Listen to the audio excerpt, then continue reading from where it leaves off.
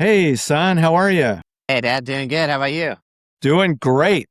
Really excited for today's episode. This is episode number 2 of Life of Larry LOL. We're going to be talking about your grandpa. How's that sound? Sounds great. Excited. Yes. So, one of the things your grandpa was most famous for, we're going to talk about today.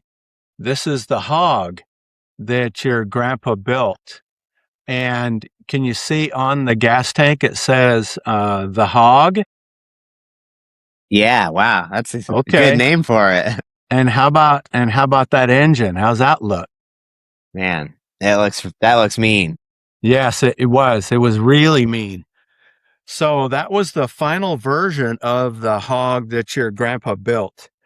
And he raced until the mid 1960s, and then he retired that bike and opened up his Harley chopper manufacturing business. But when he first started on the drag strips, he raced an Indian that was never defeated and actually had the first slick ever used on a motorcycle. Your grandpa, that was his first drag bike. But the drag bike I just showed you was the Hog.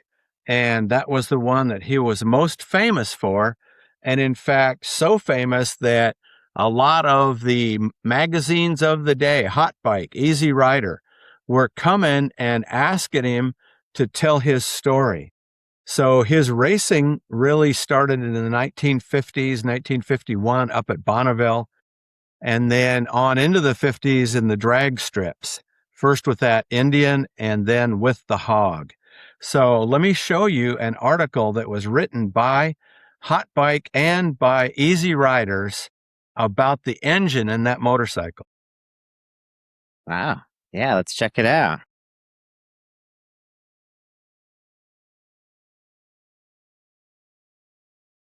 How's that look, son? Can you see that all right? Yeah, looks great. Okay. Your grandpa, Stan Dishong, Hot Bike and Easy Rider were very fascinated with this engine. Remember, Harley did not build an engine this big until the 1990s. That's when they introduced their 100 cubic inch. This was the biggest engine for a Harley that anybody had ever seen, 96 cubic inches.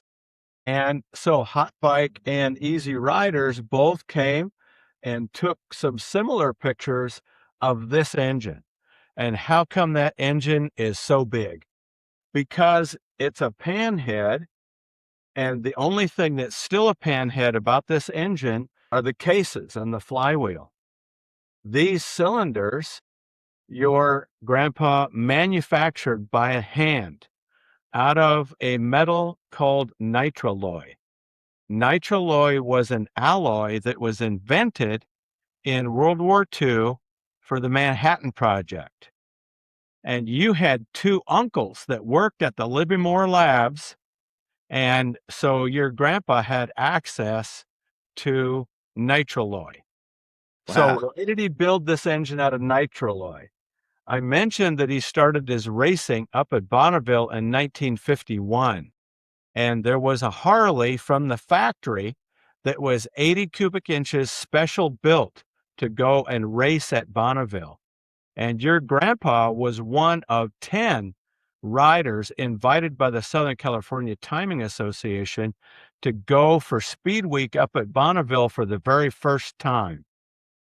So the owner of the bike, his name was Bus Shaler. And your dad rode that bike up in Bonneville, but he had a really intense experience. At 150 miles an hour, the rear cylinder blew off of that engine. The next day, he continued to race up in Bonneville on that bike, but he learned a lesson, didn't he?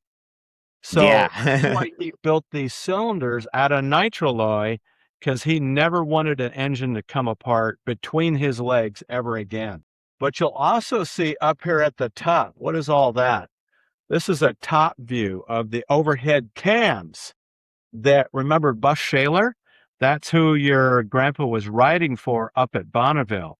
Well, they kept the relationship and continued to work together. Bus Shaler was a really famous cam grinder. So he and your grandpa got together and designed overhead cams. And overhead cam is important because up until then, there were push rods that came up out of the lower end and pushed a rocker up here at the top of the engine.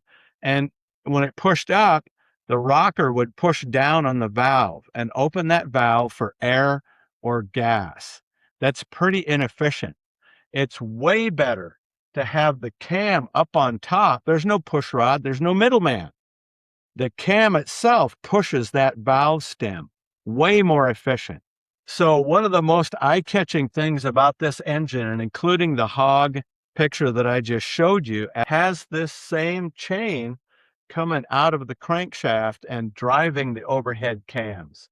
And this chain was moving so fast that it would sing. You stand next to this dragster when it was running, that chain was singing, but it was quite an engineering invention. This engine, back at Lyons in 1965, your grandpa set the quarter and half mile records, 127 miles an hour and 147 miles an hour. And at the time, the world record for the half mile was 150. So your grandpa was right there with this engine design. That's really something. You'd never know unless you were in with grandpa in the motorcycle world. You know, he was never a guy that he wasn't like loud and proud about his accomplishments. You know, he was a pretty humble guy. So even as his Yes. grandson, you know, Yes. never even know. He just concentrated on what he was doing, whether it was building fast bikes or later on restoring motorcycles to mint condition, or running a machine shop to manufacture custom front ends and custom parts for the choppers of the 1960s. But he really concentrated on what he was doing, and he didn't care all that much. He had a business, Stand Cycle Shop, but he wasn't overly concerned with people coming and seeing him.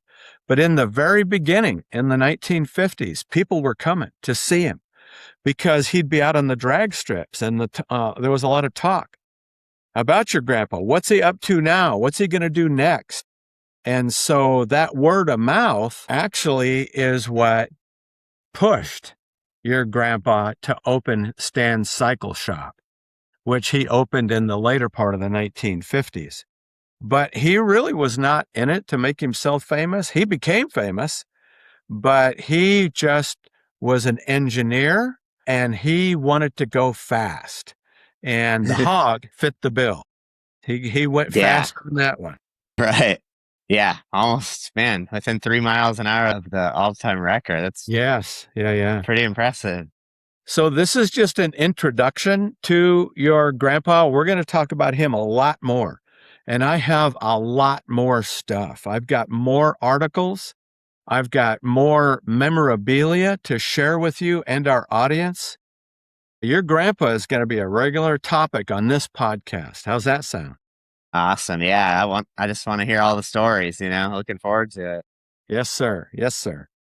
So, and to our audience out there, and I'm sure that there's a lot of you that knew my dad and Trevor's grandpa, feel free to put comments down in the description. Let's start a dialogue. I'd love to talk to you about my dad and what he did and how he did it. So please, let's start a conversation. And also, if you would, please click the like and click the subscribe so we can notify you when the next Hog Legend story comes out. And in fact, I created a website in his honor, and that's exactly what it's called, The Hog Legend. But come back here and talk with me and Trevor, and let's go see more about the Hog Legend, Trevor's grandpa and my dad. How's that? Yes. Yep. We got to do it. Yep. Let's hear the comments too. If there's any Stan Dishong stories, I would love to hear them. So hit some Yes, comments sir. for us. We appreciate it. Yes, sir. And as usual, son, it's a real pleasure and an honor to be doing this with you. And, the LOL focus of this channel is laugh out loud and love out loud, and even Larry, Life of Larry. So I Yes. really love these topics that we're talking about.